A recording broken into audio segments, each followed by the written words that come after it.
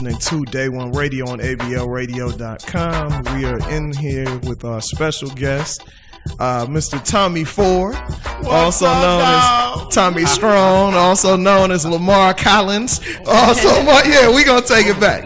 We take it all the way back. Also known as Tommy Small. Do you have it in your contract to be named Tommy in everything that you do? Absolutely not. Most of the time I have absolutely nothing to do with it. That's the funny part.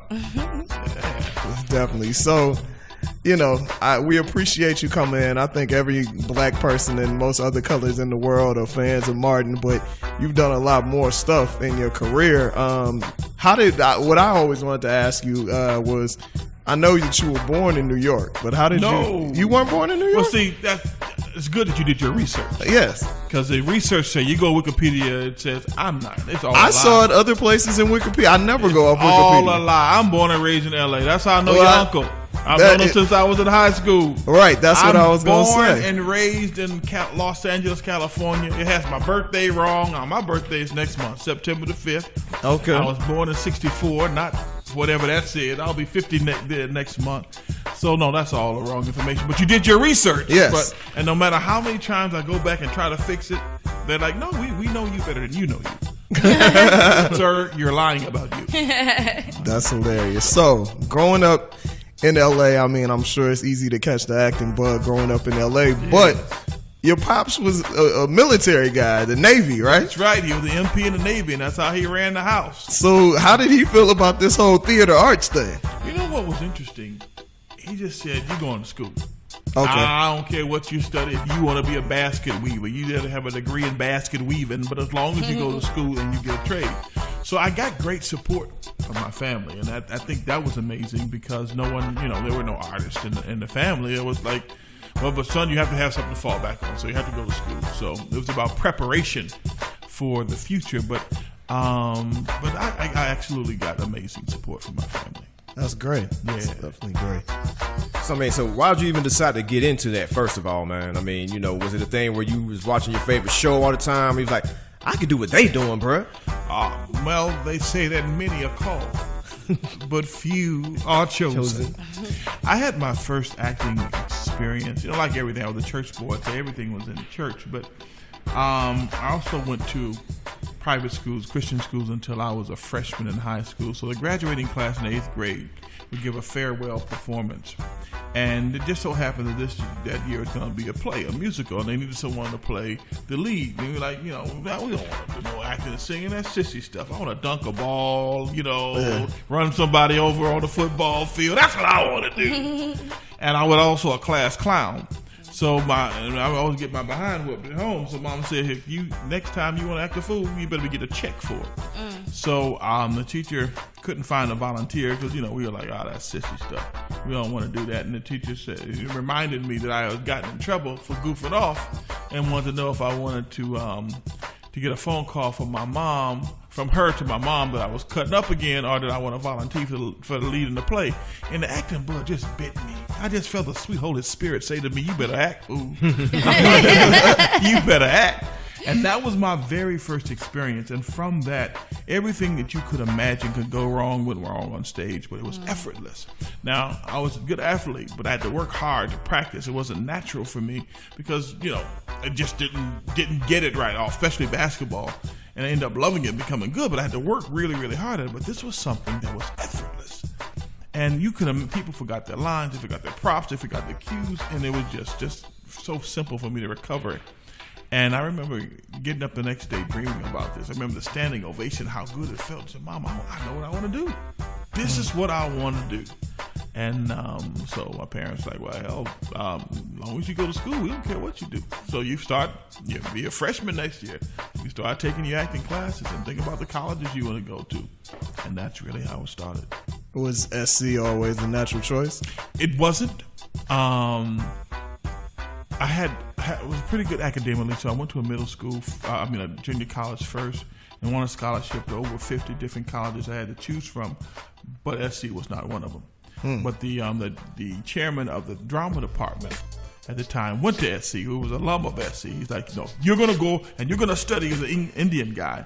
And what I loved about him is there wasn't very many brothers at all on campus. In fact, when I was leaving out, Morris Chestnut was coming in. Okay. Wow. And but they had an amazing theatrical department there. But I was always the lead in all of the chairman's play. I'd be the only black person on stage. We doing Moliere, Shakespeare, the Miser, and I'm the only one up there, and I always had the lead. So he says, I'm going to train you to be an actor. Not a black actor, but an actor. So that's really where I got my start. And he wrote me a recommendation to SC as him being an alumni and still donating lots of money to the college. And that's really what I learned about their program, how much prestige their fine arts program, acting program had. So there at SC, John Singleton was in that film department. I was in the acting department. We both worked at the Afro-American Museum right across the street. Right. And I think this God just puts us where we need to be when we need to be there. Now, are you still paying loans on USC? You know what? That's how good God is. All my loans were paid my first year out of college. Wow. My first year out of college, got my first film, which was Harlem Nights with Eddie Murphy, Red Fox, Richard Pryor. My first television series was a series called Singer and Sons with NBC. My mother actually loves that show. She's like the only person I know that remembers it. Yeah. At the time, they only did one black television series per network, and they had us in another show.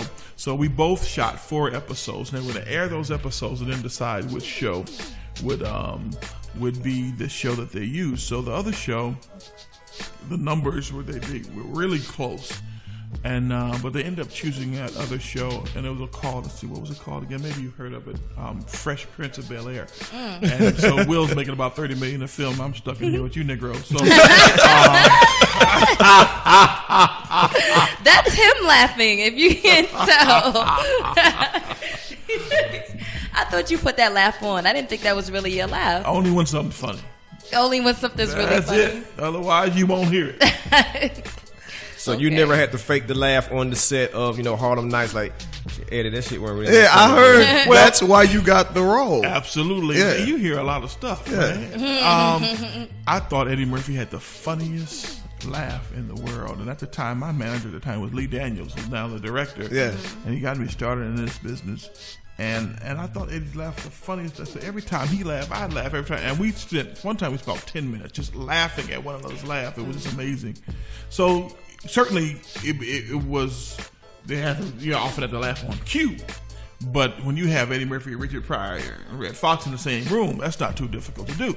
So, but yeah, it was definitely something that I've always had since I was in high school. I mean, since I can remember. In situations like that, like, do you have to go do any kind of hazing on set when you're on set with so many legends? Is it like a thing where you're the rookie in the combine and they making you do this, that, and the other? Was there any hazing on set? No, man. People, it's about business. However, when they found out how young I was, because I was physically big, they assumed that I was much older, but when they did find out that I just got out of college, boy, sit your ass down. Let me talk to you. Boy, but they were actually more embracing and giving words of encouragement, and save your money and do this. And so my first television show was that same year too. I played Lamar the Lizard. Yes, on Jaleesa's ex-husband. But interestingly enough, my first television show was with Jasmine Guy, and then Harlem Nights was with Jasmine Guy. So I got my first film, my first television show with Jasmine Guy, who also lives here in Atlanta. Yeah, definitely. Now, what are some of the things you remember? Because there are so many stories that we hear about Harlem Nights. Okay, what are some of the things that you remember just from being on set from those guys? I think what was most memorable for me, particularly, is the first day's table read. We just sit around the table and read a script, and you look around the table and like, this is my first film. I don't deserve to be here around the table with these amazing people. There's Arsenio Hall, there's Robin Harris, there's Della Reese, Danny Aiello. It's like Stan Shaw, all these legends sitting around this table. God, what did I do to deserve this? That was most memorable for me. The most memorable is being done with work and going, I don't want to go home. I want to sit down and watch these veterans work. I think that was most memorable for me. Go ahead. No, go ahead, Nadine. It seems like you're very anxious to talk to Mr. Ford today. You haven't stopped smiling since you walked in here. He's funny. What? I'm funny looking. But I just, do you see the synergy though? He went to school with John Singleton. She has the Janet Jackson Poetic Justice braids. Oh my it's the synergy. Everything works together. All things work together for those that love the Lord and according to His purpose. I wanted to look at you. I wanted to ask you because, especially like even with your church influence, like it's really something that's it's pretty clear. Like if you watch, if you are familiar with the Martin series. Mm-hmm. You can literally do that at the drop of a dime, literally, like, and pull it off effortlessly. Like, how many days were you one of those church kids that was in church? No, for real, like all the time, right? Maybe one day off. I was a church boy, not every single day, but I just enjoyed church. But see, we also were in Christian schools, so we did church every day as a part of our curriculum. Right. Yeah. But I'm a spiritual cat anyway, so that's just, we did 130 some episodes of Martin, and we never did one without me leading prayer and thanking God for every opportunity we got to get in front of folk. Because we had no idea that Martin would become what it is today. We just want to make y'all proud. Yeah. That's all we want to do. And in the next segment, we'll definitely talk about Martin in detail. My question for you though, like because I'm sure growing up, like you went to church to go to church, like as you get older, you become. As you get older, you become more spiritual, and it's about a relationship with God as opposed to religion. Right. But being in this crazy industry, like, what are some of the things that you've gone through, even within yourself? Like, these people are really nuts. Like, they really. It's interesting. I haven't had a lot of way out crazy experiences in this industry. It warrants you an opportunity to be able to go where you want to go and folk embrace you. But there's certain things I'm just not into. I'll be 50 next year. I never drank, never smoked, never done drugs a day in my life. So there's certain places I'm just not interested in going. I'm just a regular cat. I love regular people, I first worked with your uncle, an amazing playwright, Ken Davis, when I was a senior in high school. So being around theater people, being around people who are artists is something that I enjoyed. That was an idea of a good time for me. It wasn't hanging out. It was being around folk who think like me. And if we don't have anything in common, then I don't hang out. I'm not there. So I didn't have a lot of physically in Hollywood. I'm bigger than the average guy, so I wasn't scared of nobody. So I didn't really have to deal with much foolishness. Right. Definitely. And I've been telling my uncle for years, these plays need to be out on the road. His plays are as good as anybody else's plays that are out there. Better than most, absolutely. I love South of Where We Live. My favorite of all time. Yeah, most definitely. I'm actually I want to film that and let that be archived for the rest of our lives. Our children can see it because he's such an amazing playwright. Definitely, most definitely. Also, most people don't know that you're, a classically trained actor, which we've talked about. How does that benefited you in all these roles that you did, even back then? There are benefits, and there are also things that, there are hurdles. When we first started Martin, I'm like, listen, I am a fine arts degree from USC. I am an actor. Actor. This buffoonery, this silliness that we're doing here, I refuse to do. And the second year, they're like, listen, Tommy. Martin pulled me aside and said, dude, they're not sure about your character. You don't seem like you fit in. So what do you mean? You gotta have more fun. But for me, I was like, there's gonna be life after this show. Yeah. I'm a dramatic actor. It just happened I'm silly as hell, but I'm not a stand-up comedian. Right. So, and even in our deal, when Martin and I were great friends before we started the show. Yeah, Tommy and Martin were the only ones that had our own real names on the show. Right. And we took that same relationship to the screen. Where I was, not cool. Martin was a hothead. Martin was a Golden Glove boxer. So he had this thing about, man, don't nobody push me around, man. So if we play a ball every day, what doesn't matter. You push him around, he's coming at you. He just don't back down. And I was a peacemaker. Dude, relax. Relax. Hey, Tommy, you better get your boy. Because Martin will knock somebody out in a minute. He'll swing on somebody in a minute. Right. So we brought that. But to answer your question, sometime it was a curse because it was like, okay, I had to learn. Okay, I had to feel like I fit in. I had to feel more like. So that's when the "What's up, dog?" and some of the playful things started to come because I was too strict, Too rigid, classical. yeah. Now, as it becomes an advantage because I've been able to go from comedy to drama to film to television. So after doing Martin, I go to New York Undercover, and so drama is something that I love. That's my first love. So the advantage of it is there are no limitations to what scripts that I can do, Gotcha. whether it's comedy or drama, film, television, theater.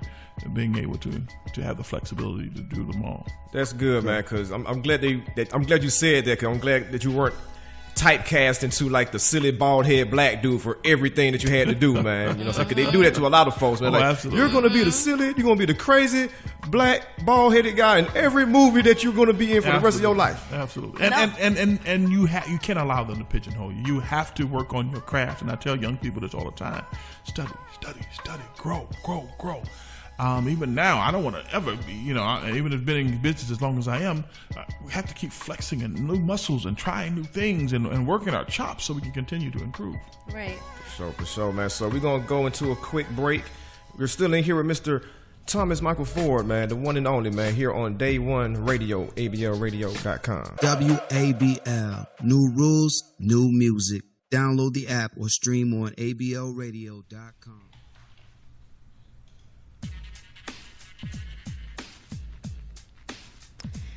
Back from another dope mix from our own DJ Wally Sparks, and here with Thomas Michael Ford. That was the question that I was gonna ask before we took our break. You know what? It's funny because I knew that you were acting, right? I knew that you were acting after Martin ended, and it was like I paid attention and stuff like that. But it wasn't until I hadn't seen you for a little while, and then I saw you on House. I saw you pop up on House, and it was like literally my favorite show when it was out. My favorite show, and I was just like, "Yo, is that Tommy?" Yeah. Like, I'm so embarrassed to say that now, but I'm like, "Is that Tommy?" Like, how often does that happen? Are you annoyed by that, or is that something that? No, it's nothing to be annoyed by. What happens often is people don't see you on the shows that they watch, and they assume, Right. oh well, they're Yeah. But I'm constantly busy doing new pilots every year, and I'm sure we'll talk a little later about some of the projects they got going on. But yeah, it's not annoying. But people say, well, I haven't seen you. What you been doing? And I'll name off about 100 things. They go, oh, actually, I saw that. I forgot all about that. Yeah. So when they're used to seeing you at a certain night, and then Martin comes on about 100 times a day. Oh, yeah, It definitely. really does. It's on all day. Them checks must be nice. Well, God is a good God. Yes, He is. So, is this true or not? Once again, I don't It's know a if lie. it's true or not. Don't believe it. That your agent, when you were when Martin the show came about, your agent told you to turn it down. Man, you got some good research. Where you get all this stuff Hey from, man, man? it's my job. That's what I do. All right. Well, you got a job, dog. At the same time, Martin called me up. He said, "Dude, I got this new series. I want you to do it with me." I said, "Oh man, I got mine too." Disney has just made me an offer for a new show. And he said, "Man, mine's gonna be off the chain though. HBO is doing it. Yada yada." I'm like, "Okay, hold on."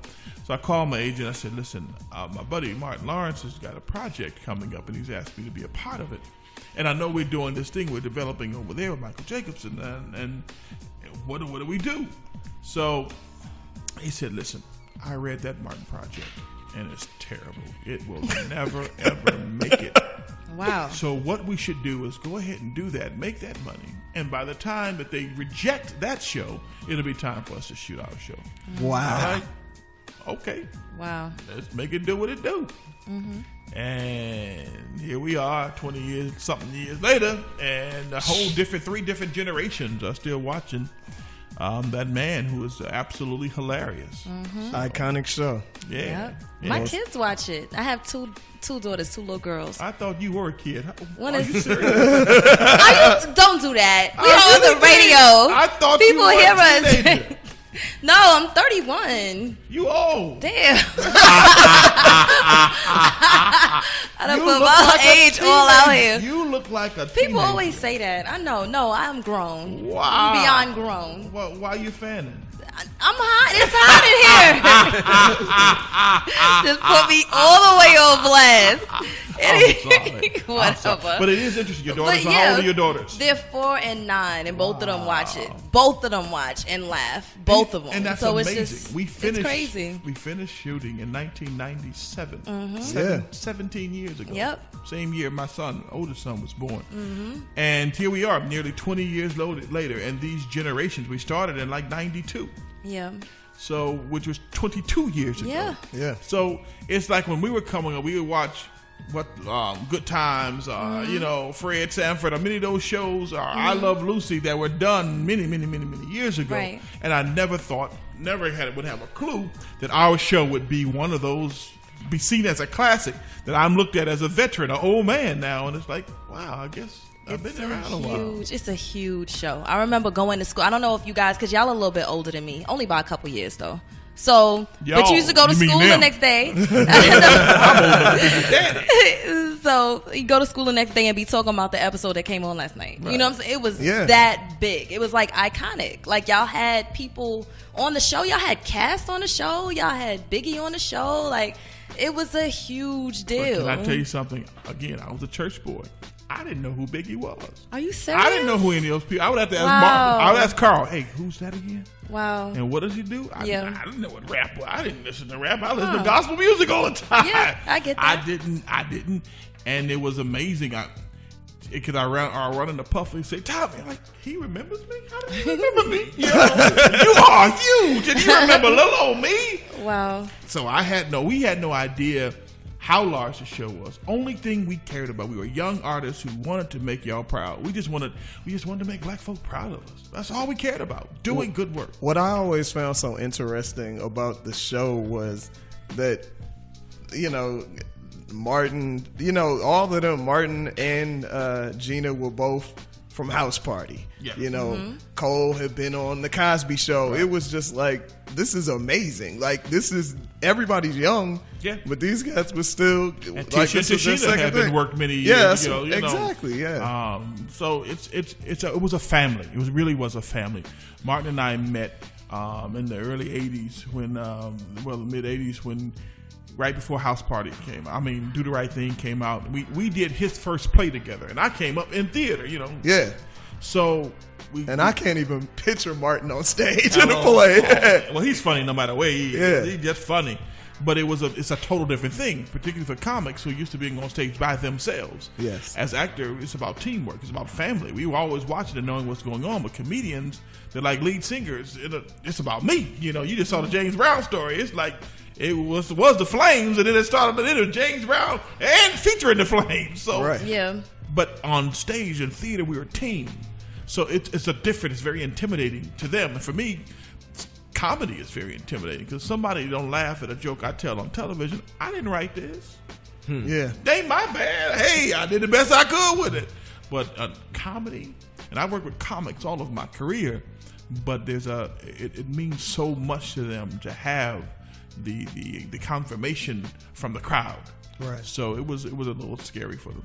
Speaking, comics are known for ad-libbing. Like, that show was so funny and the chemistry was so good. Oh my God. How much stuff was ad-libbed and how much was in the script? Well, television is a little different. Everybody has a cue. The sound has a cue. They'd have to know when to put the booms at a certain place. The camera have the cue. So it's all designed based on cues. So you can't just willy-nilly a show. Just can't just do a show without knowing what your cues are. So we all hit our cues. Now, Martin was the only one who had freedom because he was the boss. Right. And there are times when you catch us laughing, it's because we had no idea what was coming. We rehearsed all week. I remember the episode where we did the Nino Brown scene. Yeah. Oh my God. Now we rehearsed with the stuffed dog. I could tell that was ad. I could tell. We rehearsed all week, and then all of a sudden they're doing the countdown. 5, 4. The prop master brings this stuffed dog, and we're like, what is that? And before you know it, we're in the scene. Tashina's pinching me under the table. Look at his forehead. We had no clue. And when classic things like you tell the dog to stay and he fall down. Like, if you laughed and it was your first time, what do you think we were doing? Man, the man's a genius. He's just a comedy genius. Classic. Go ahead. What would you say was like your favorite episode like that where they kind of caught you off guard and y'all were laughing? Like y'all were literally. That was it. That was the number one. That was the most memorable. Another was the dead plumber. Oh yeah, that's a good one too. And once again with a prayer. Well, you know what happened? The writers wrote the script and we really weren't happy with it at all. And Martin said, "Listen, tell you what, y'all go upstairs and we gonna figure this out. And y'all gonna come down, y'all gonna watch what we do, and y'all gonna write it." And he's all right, Tommy, you always dragging us to church with you. Always praying and stuff, and all you listen to that damn gospel music. So we gonna have a eulogy. You gonna preach a eulogy, and we came up with this together as a team. We just talked it out and worked it out, and had the writers come and watch it, and it ended up being really phenomenal, hysterical. With the guy just sitting there asleep the whole time. Yeah. So that was really humorous for us, a lot of fun, because it was one of the times where we came together as a team. And really work together to come up with our own ideas, because most of the things are written weeks before they get to us. So that was memorable for us because it was so much fun, and it was very impromptu, even though it was just ended up being a script. But it was, it wasn't something we rehearsed all week. It was like we came up with this together, and we had something come up, it was like, oh man, that's funny. And we had to remember, okay, we're entertainers, and that was my most difficult job for me, is to remember I'm here to entertain, because often I would be, I'm sure I would be entertained by it because I was fans. It's like playing with LeBron. It's like you got to keep yourself from sitting back and watching. Not LeBron for me, because he doesn't know what team he want to play for, but other players who are loyal to their team. Oh man, here we go. Yeah, I have to. I'm curious about this, like. In the later years of the show, was it as fun? Because as a fan, so who's ass? What'd you say? No, in the later years of the show, was it as fun? Because I remember, like, as a fan, you could tell how funny the Martin episode was going to be, judging by the years of the intro. Like, this the first year intro. This shit going to be funny as hell. In those second years, like, this going to be funny too. But by the time the CGI Martin was hopping around, I was like, I don't know about this. Well, what happens is, and particularly with comics, they're only as funny as their last joke. So they're always working to be funnier than they were before. And as an actor, it's different. As an actor, I just got to be true to this moment right now. You're doing a play, and they have what they call sophomore jinx. After opening night is your greatest performance. Your adrenaline is flowing. The audience is filled. You don't know what's about to happen because we've been rehearsing all week, and you smash them. And the next day you come in, and the show is usually a mess because you're trying to duplicate what you got last night. And you can't do that. You got to be true and honest to that moment. So what happens as the years go by, you have to go, okay, we now starting to know how hot we are. First couple of years, it was like, oh God, I hope they like us. I hope they love us. But now it's like, these people really love us. Yeah. So we got to really entertain them. So sometimes you work so hard to be funny instead of just being. Acting is being, it's becoming, it's just letting that moment happen. So it does become a challenge, particularly with comics, to be funnier than their last joke. And often we have to go, I found, even for my own taste, okay, we going a little too far with this one. A baby spitting out across the room, guys, that's a little too silly for me. I'm a dramatic actor. However, I had to trust it. The man that got us here would have the talent to carry us through. Yeah. So even though there may have been times it was like, okay, this isn't comfortable, but I had to trust him because we've written here on his shoulder, like you said, we written on LeBron's shoulder, and he left us. I mean, he brought us to the championship. Lord. So I figured that, Now, as the show went on, they finally put you in a relationship with Pam. And praise God, from whom all God is an awesome God. He raised from heaven above with wisdom, power, and love. Our God is an awesome God. Not with the breath, too. With the breath, though. But I think the funniest, everything y'all did was fun when y'all first got together with the Lou Rawls joke and the toenails and all of that. But I think the funniest episode of Martin is when you guys went on vacation and Gina and Martin went on vacation to Chilligan's Island. Oh my God. Man. I could be having the worst date ever and see that episode. See, for me, that was too stupid. That was way over the top. It's like, this is dumb. You really want me to fight a stuffed animal? Come on, y'all. Dude, that was so All funny. right, I'm just going to go for it. I'm getting a big check for being here. Glory to God. But this is stupid. Yeah. But you had to go. And again, my instinct was, this is too silly. Because he's a comic genius. That's his ministry. Yeah. Acting is my comic as he is. And we trusted him, and it worked. It worked. So when you have a true leader who knows what they're doing, you just trust. Definitely. Now, how crazy was it in the very end when all the drama happened and, you know, they had to shoot at different times and all of that stuff? Like, for you as the level-headed one. One of the things you have to remember is when you love someone, the most difficult thing to do is to see them going through something. And the media and folk rumors and stuff will make it sound like things were worse than they really are. We got to remember there was history between all of us. Martin and Gina, Tisha going from the house party, and Martin and I starting with the theater. There's history. There's family. You love someone, and when you love someone and you see them going through stuff, often you say, I can't even bear to watch this. Now the media might say, oh yeah, they're doing this or they're doing that. It really, only part was difficult was seeing people I love going through pain, going through stuff, particularly when those on the outside talking about it, writing about it, and speaking about it really had no clue what they were talking about. Wow. So we were all friends who loved one another. And in any family, you run into some stuff. You run into some obstacles. My brother and I are tight. I love that man incredibly, but growing up, there's some times when I was like, you get on my damn nerves. Yeah. So it wasn't as horrible as it was perceived to be, that we were and are still a family who love one another tremendously. We don't talk every day, but there's love, there's respect, and we honor the opportunity, and thank God for the opportunity that we had to put smiles on folks' faces. So we still have love and respect for one another. And even through that time, it was a time of pain and not a time of disrespect. That's deep. I'm pretty deep.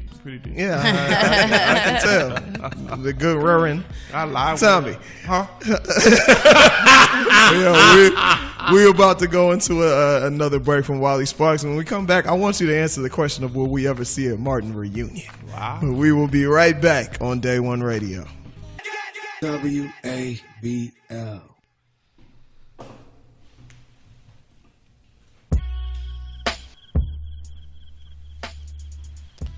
And we are back in the ABL studios with actor extraordinaire Tommy Ford. Before we went to break, I was asking you, do you think we will ever see a reunion of the Martin Show? Wow, that's a good question. I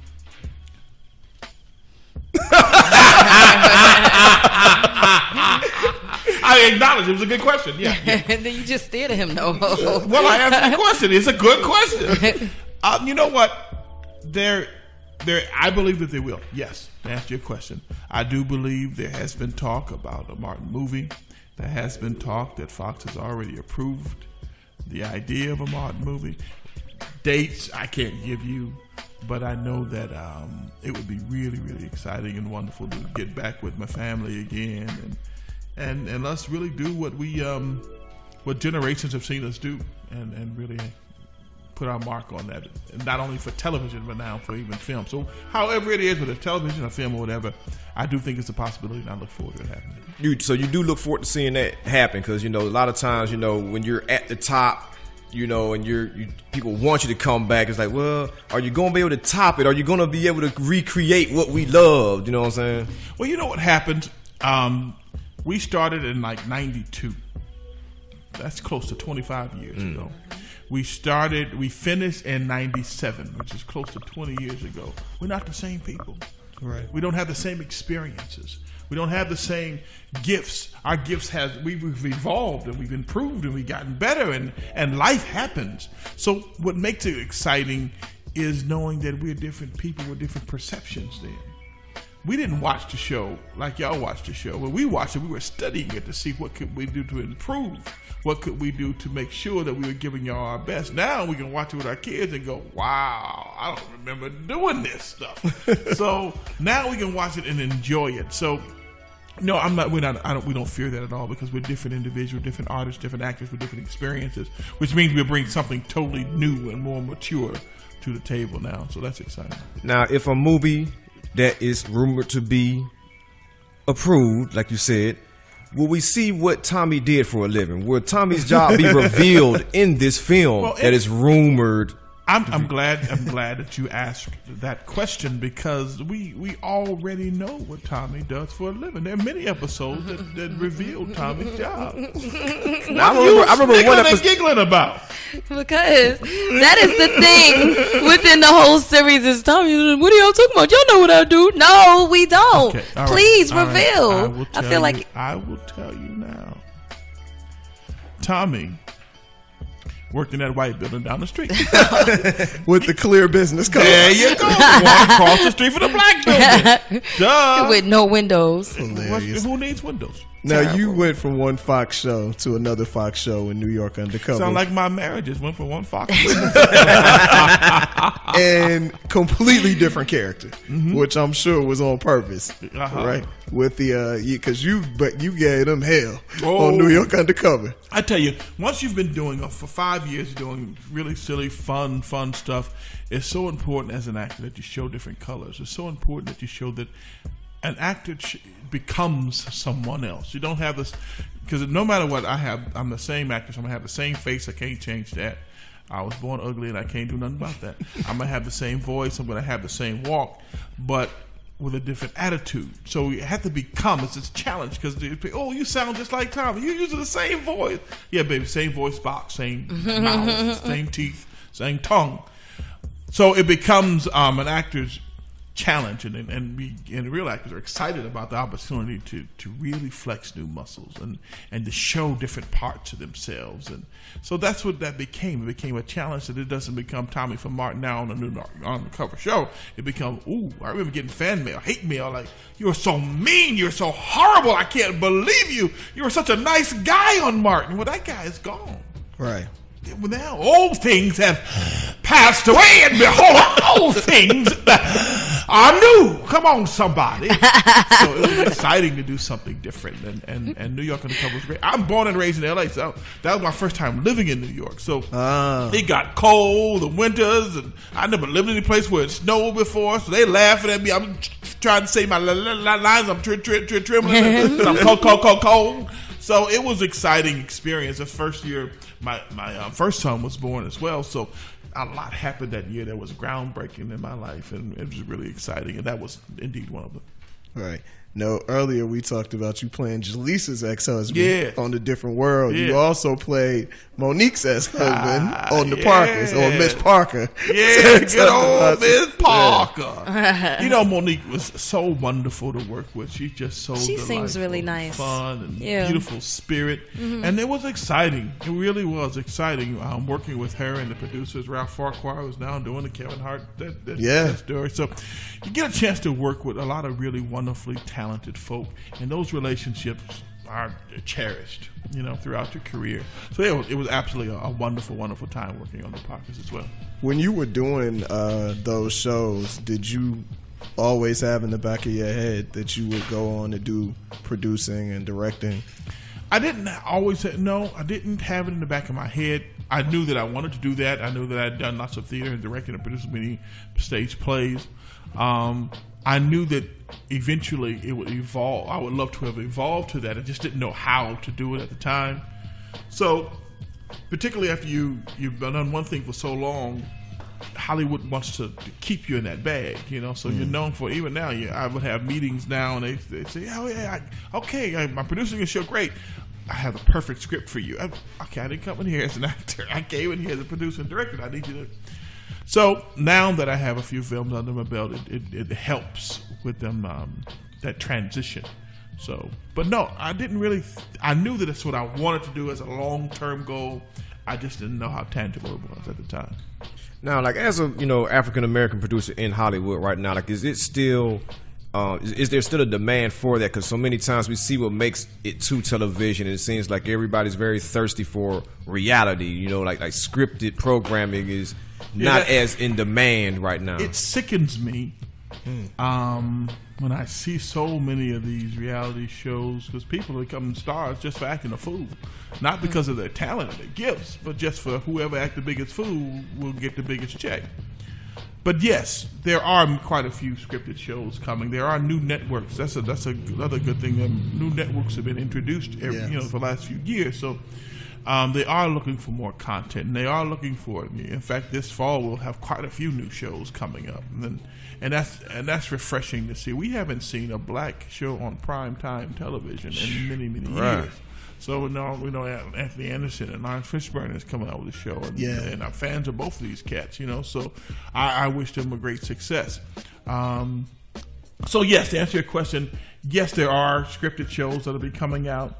Yes, there is some hope to finally get away from the foolishness that we've been watching for so many years, and I think that the audience need to let the networks know, okay, enough is enough. Our children are watching this and they're acting a fool just like the images that they see on television, and it's time. It's enough of this foolishness. Now, like in Hollywood, I've always wondered, like, do rumors of scripts get passed around a lot, or does everybody get surprised at the same time? Like, say like when they make a reality show, like, we're gonna come up with something called Hollywood Exes, where we just hook up with folks that used to go with somebody famous. Then we're gonna do this. Or do you guys hear about stuff like that, and then it comes out, or does it surprise everybody at the same time? We hear about it because if you have an ex, you be hoping that yours ain't gonna be on Hollywood X. On the show.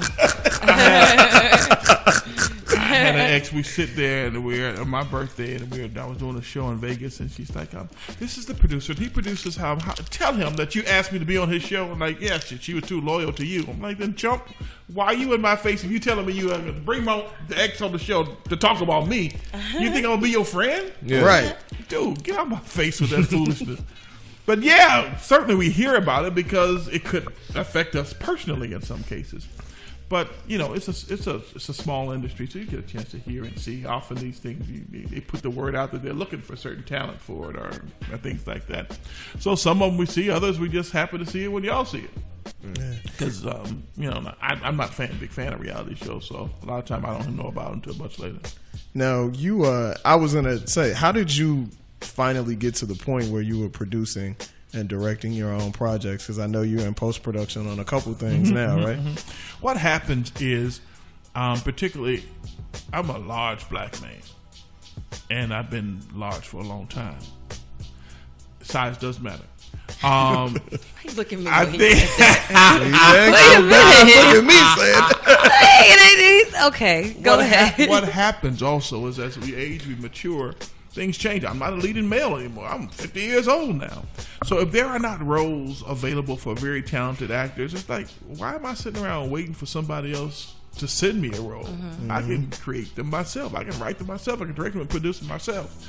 So I think that what happens, it's a certain amount of freedom that we have to be able to say we have gifts. Why are we sitting around waiting for someone to give me permission to perform when we can use those gifts in relationship to do it ourselves? So that really was the motivation behind it. Like, wait a minute, why am I waiting for the right role? Why did I create the right role? Why am I waiting for the right script? Why don't I create the right script? Why am I waiting for a wonderful film?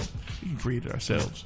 Plus, you can employ your friends. There you go. We got a job, dog. I have two really wonderful films coming out now. One's called Conflict of Interest, which we talked about earlier. I think we did. And the other one's called Switching Lanes, which we shot here in Atlanta. Conflict of Interest we shot in Los Angeles. So we have some really, some networks are taking a look at them. They're really excited about them. I'm really excited about them. Had a few come out last year. So so many awesome things have been happening. Since I've been in Atlanta, I tell you, I came here to direct a television pilot called Boulevard West about 5 years ago and never left. Just went from project after project after project. So many wonderful things are happening. I'm excited about that. A lot of people come to Atlanta and never leave, man. I got cousins that came down here for Freaknik 95 and they just never left. Yeah, well, they wasn't in jail, were they? Hello. They ain't get nobody knocked up, did they? Exactly. We talked about Harlem Nights earlier, and Eddie Murphy gave you your first film role. Yes. And how the world works. You've given his daughter, Bria, her first role, right? In A Conflict of Interest is a wonderful, wonderful piece. And the story is about a woman who had a child at the age of 16. Her mother forced her to give that child up for adoption. Fast forward 20 years, and now she's a district attorney. The attorney brings in his client who was arrested for some criminal activity, and he has the same. She looks at his arm. He has the same birthmark that her baby had. He looks at his birthday. She asks his birthday. He says the month, and she says the date and the year. Finds out he's adopted. So all of a sudden, the story is a conflict of interest. She's supposed to be prosecuting this kid, and instead she's searching to see if this is her baby or not. So it's a really wonderful piece. Turns out that while she's doing some research to find out if this is her son, she looks out the window one evening and her daughter is kissing him goodnight. Hello. That's not good. They say incest is the best, glory to God. So it's a really Who says that? I never said it, but somebody said it. So it's a really wonderful piece. Bria Murphy plays my daughter. As you mentioned, her father gave me my first film, and I gave her opportunity for her first film, and she's absolutely phenomenal.